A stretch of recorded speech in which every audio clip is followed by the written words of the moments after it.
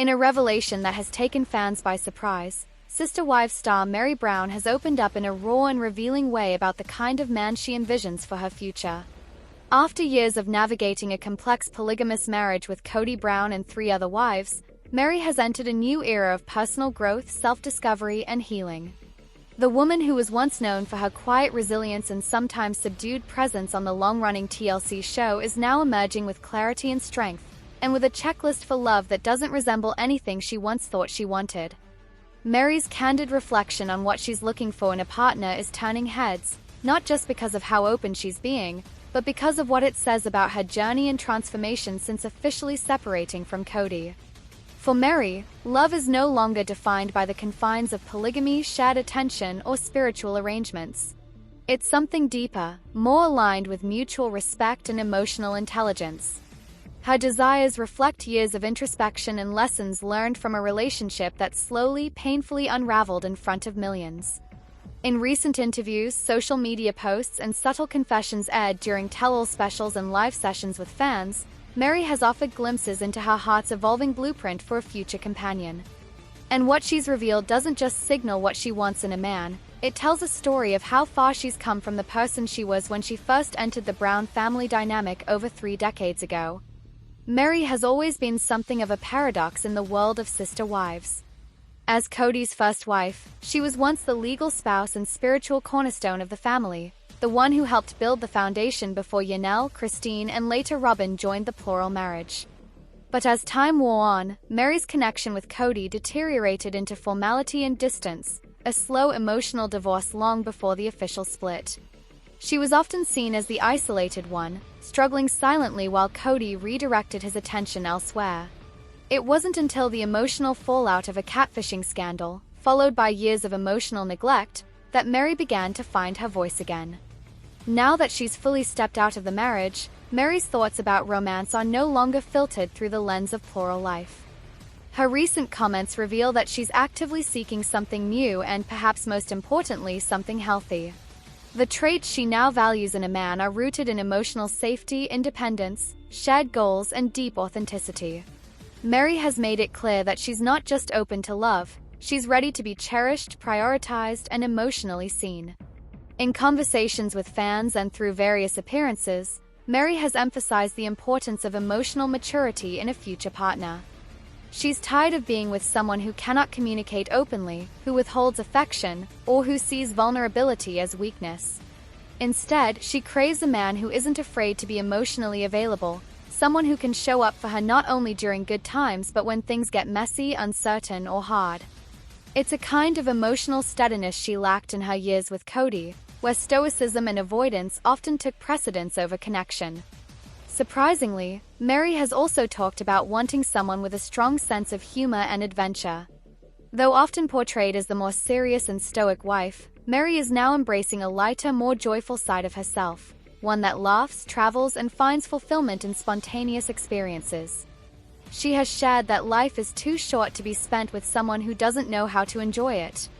Whether it's road tripping across states, zip-lining in Hawaii, or trying new things outside her comfort zone, Meri wants a partner who's willing to embrace the journey alongside her. This has been particularly evident in her recent solo travels and retreats, many of which she's documented enthusiastically on social media. Meri is also drawn to a man with ambition, not necessarily in terms of money or success, but in terms of self-growth and purpose. She's spent the last few years rebuilding her identity, finding value in her own passions and career endeavors, such as her bed and breakfast, Liz's Heritage Inn, and her work with LuLaRoe. A man who lacks drive, who is complacent or unwilling to evolve, simply won't align with the path she's on. She needs someone who understands what it means to have dreams and who isn't threatened by her independence. In a way, this trait signals Meri's desire for a true partner, not a savior or a follower, but someone who walks beside her with his own vision for life. Perhaps most telling is Meri's newfound emphasis on authenticity and transparency. In the aftermath of the catfishing episode years ago, a painful period that exposed her emotional vulnerability and search for connection, Meri has become keenly aware of the damage that dishonesty and secrecy can cause. She no longer tolerates hidden agendas or emotional manipulation. A future partner must be honest, grounded, and willing to show up as his true self. This is not just about trust, but about safety.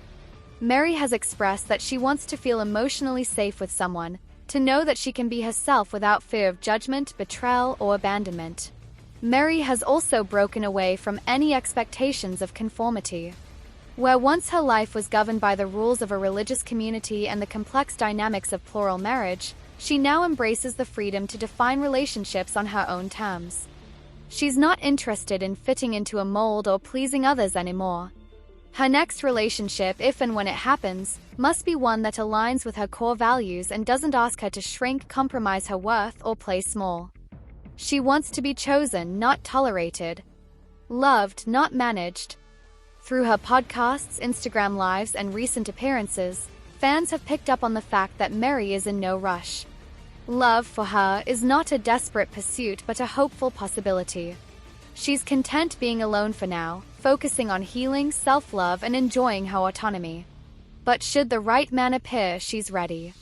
Her openness to love is not a weakness, it's a sign of her strength.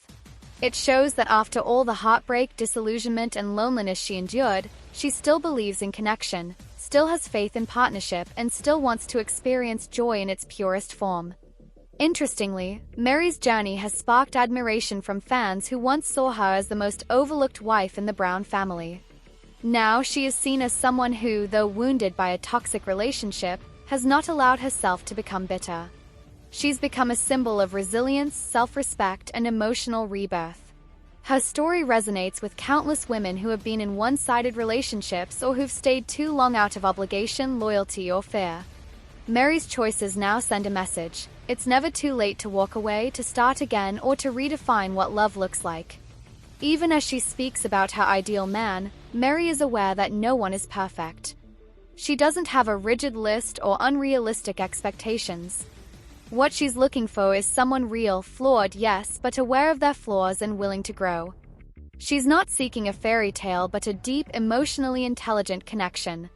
Her relationship model has shifted away from traditional ideals towards something far more modern, mutual, and nurturing.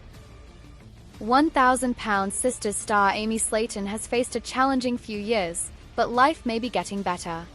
After her 2022 divorce from Michael Halterman, Amy navigated single motherhood while dealing with personal struggles, including a 2024 arrest for drug possession and child endangerment. Her split and legal issues were painful, but Amy's resilience shone through. She bravely continued her weight loss journey. Recent updates show Amy in a happier place, embracing her role as a mom and sharing positive moments on social media.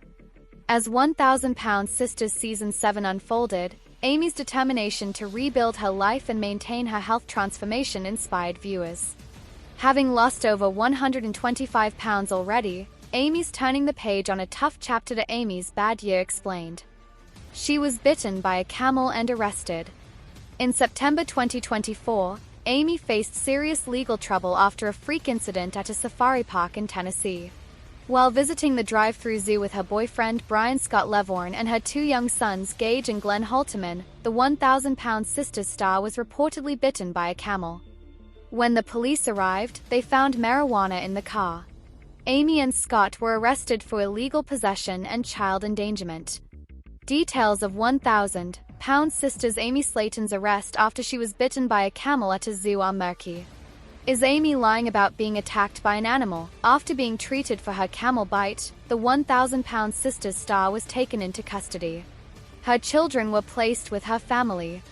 In December 2024, Amy and Brian accepted a plea deal, and their charges were reduced to simple possession. The child endangerment charges were dismissed. Amy and Brian were sentenced to 2 years of probation, issued a fine, and had to complete parenting classes. Amy's getting ready to celebrate Glenn's birthday. Things are looking up for Amy. On top of everything going on in her personal life, Amy and the Slaytons are getting ready to celebrate a big milestone. Amy's son Glenn is about to turn 3 years old, and she posted about the big event on Instagram. The 1,000-pound Sisters star added a photo of a custom-made t-shirt and her caption reads, "Glenn birthday shirt are here." Amy's lifelong dream was to have children, so every birthday is a beautiful reminder of how her dream came true. Though the last few years have been tough for Amy, life seems less stressful for the 1,000-pound sisters season 7 star lately. Her boyfriend Brian popped the question during a haunted house event and Amy said yes. Amy and Brian are busy planning their wedding, which will take place at an abandoned insane asylum. They are also working hard to get Brian's house childproofed so Amy and the boys can move in. Amy has discovered her artistic side. It's been helping her work through her issues. Amy has developed a real appreciation for art over the years, and she's been sharing her work on Instagram. The 1,000-pound sisters season 7 star has always had a creative streak. It all started in March when Amy posted an Instagram photo of a small dinosaur head statue she crafted with her own hands. "Yes, I did that," reads Amy's proud quote. Since then, Amy has been sharing more work and has even sold some of her art. The 1,000-pound sisters season 7 star seems to really have found a deep love for art and is excited to explore her creative side. Amy has lived with mental health problems, so it's great that she found an outlet. After her difficult few years, Amy needs as many wins as she can get. Dive into the funniest Slaytonisms from 1,000-pound sisters with 8 of the most hilarious and wildly incorrect expressions that fans love. 1,000-pound sisters follows Amy and Tammy Slayton's inspiring and emotional journey as they tackle weight loss, family drama, and life's ups and downs. Packed with heartfelt moments and humor, this reality show keeps viewers hooked every episode of 1,000-pound sisters. The Slayton family's reality TV storyline on 1,000-pound sisters has been full of ups and downs, from intense weight loss struggles to touching family moments. Their genuine, unfiltered personalities have made them fan favorites. What truly stands out are their hilarious and often incorrect expressions, adding humor and charm that make the show even more relatable and entertaining for fans. Amy's known for her unfiltered, quirky personality and southern drawl. Her frequent malapropisms and unique way of expressing herself have become fan favorites. When Amy said Tammy had ooples of opportunity, it was likely a mispronunciation of oodles, which is a term meaning a lot. This slip only added charm to her heartfelt point about Tammy's missed chances. Amy was highlighting how many chances Tammy had to change her life. Whether it was getting healthier, sticking to rehab, or taking family support seriously, Tammy had been offered help multiple times.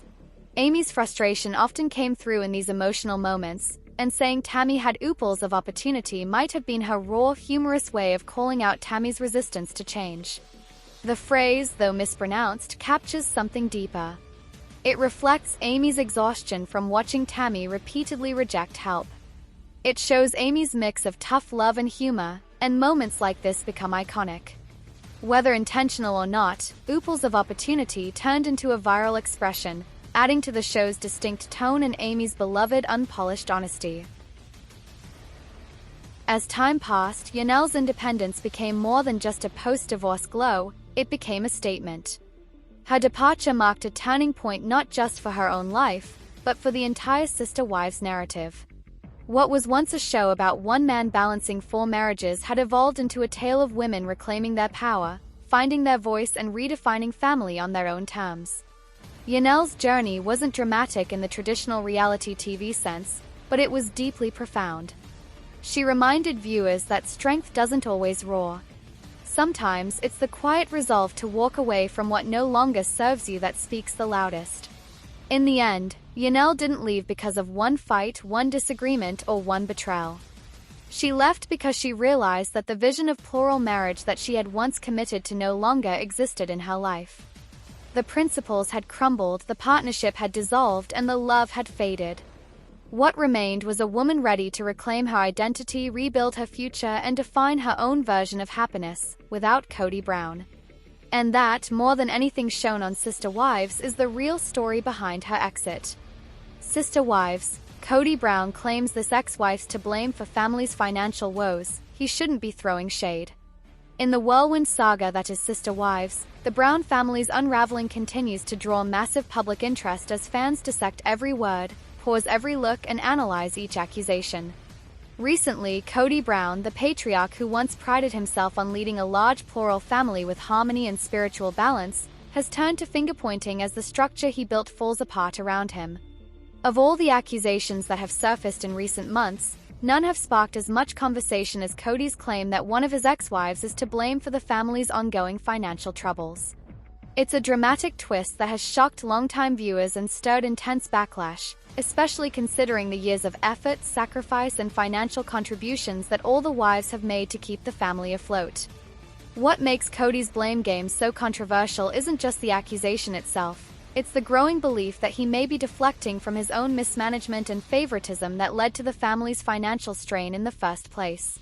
Cody's subtle and not-so-subtle digs toward Christine Brown have not gone unnoticed. While he hasn't always outright said her name in public, the implication is there. He's made several references to wives walking away from their responsibilities, cashing out emotionally, or abandoning the family's financial plans at critical moments. These comments have been tied to Christine's decision to leave the marriage and the family compound at Coyote Pass behind. To those unfamiliar with the family dynamics, it might seem plausible that one person's departure could throw a wrench into a well-oiled financial machine. But the truth is that the Browns were never truly unified in their economic dealings, and the structure Cody envisioned was riddled with cracks long before Christine made her exit. Christine Brown, who was spiritually married to Cody for more than 2 decades and bore him 6 children, was never seen as a big income earner in the family. Her primary role for years was childcare and managing the household while the other wives pursued careers or business ventures. But that role was not insignificant. Christine was a key part of raising the children, maintaining the family home, and holding together the emotional web that allowed the other parts of the Brown machine to function. When she decided to leave Cody, it wasn't on a whim. It was a decision shaped by years of emotional neglect, marginalization, and ultimately a realization that the spiritual bond she had once cherished had become hollow. Her departure was her reclaiming her self-worth, not an act of sabotage. Nevertheless, Cody seems unable or unwilling to understand that Christine's leaving was not what broke the family's financial stability. In fact, many fans and close followers argue that the family was in financial turmoil long before any of the wives decided to separate from Cody.